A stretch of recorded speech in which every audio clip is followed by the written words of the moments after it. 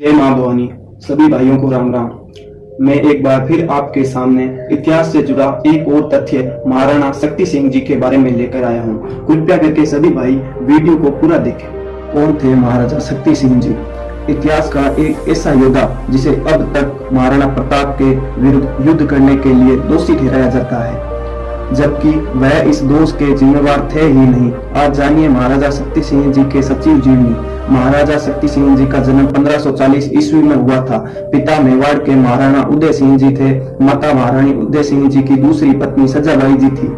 इनके सगे भाई वीरमदेव जी थे। बड़े भाई महाराणा प्रताप के जन्म के कुछ ही महीनों बाद महाराजा शक्ति सिंह जी का जन्म हुआ। बचपन में दोनों भाइयों के बीच कोई मनमुटाव नहीं था। एक दिन महाराणा उदय सिंह जी दरबार लगाए बैठे थे कि तभी तलवार बेचने वाला आया। महाराणा ने तलवार की धार देखने के लिए एक महीन कपड़ा तलवार पर फेंका। कपड़े के दो टुकड़े हो गए।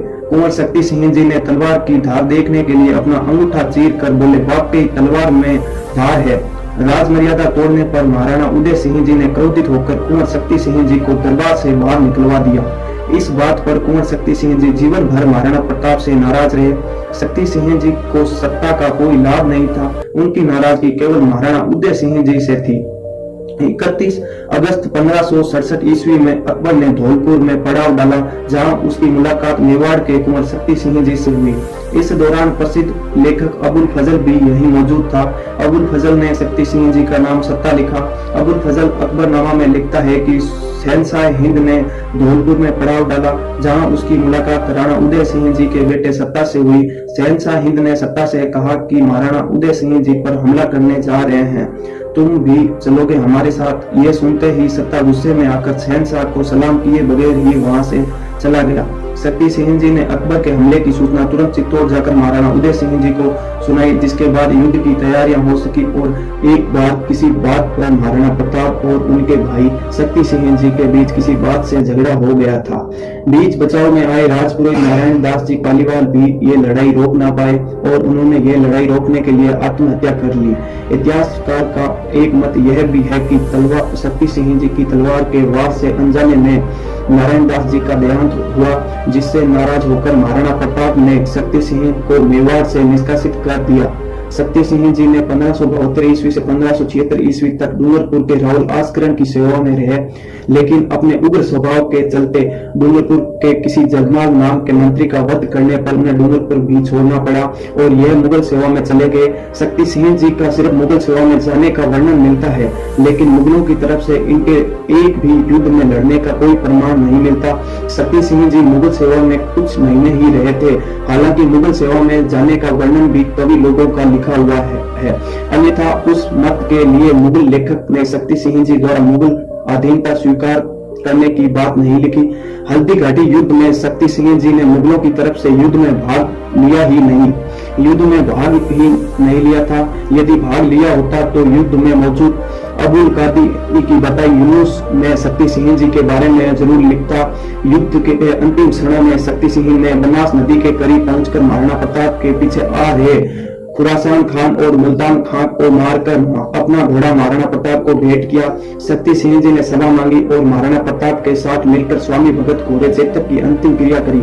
हल्दी घाटी युद्ध के बाद शक्ति सिंह जी ने बीमल के पास स्थित वेणगढ़ दुर्ग पर तैनात मुगलों को मारकर विजय प्राप्त की।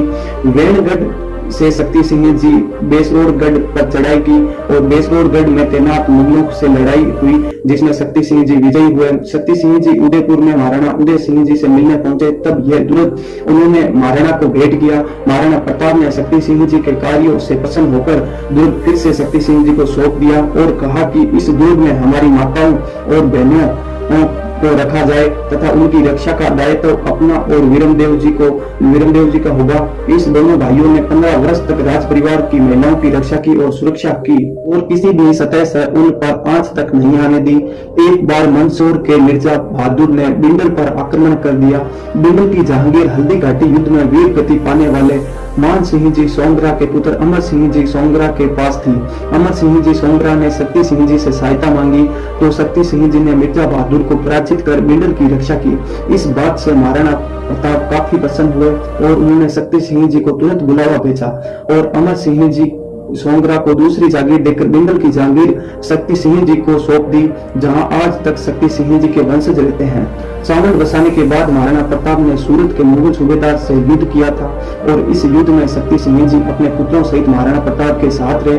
बीमारी के चलते महाराणा शक्ति सिंह जी का देहांत 1594 ईस्वी में 54 वर्ष की आयु में महाराणा प्रताप की मौजूदगी में हुआ।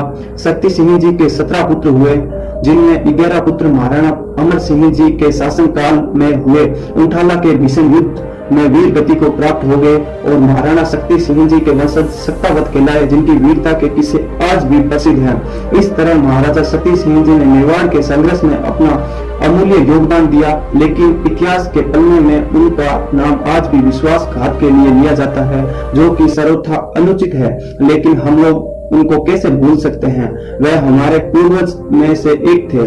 दोस्तों, महाराणा प्रताप के भाई शक्ति सिंह जी से जुड़ा ये वीडियो आपको कैसा लगा, कृपया लाइक एवं कमेंट जरूर करें। हम आपके लिए इतिहास से जुड़े रोचक एवं रोमांचक वीडियो लाते रहेंगे। हमारे साथ जुड़े रहने के लिए चैनल को सब्सक्राइब करें। धन्यवाद। जय माता।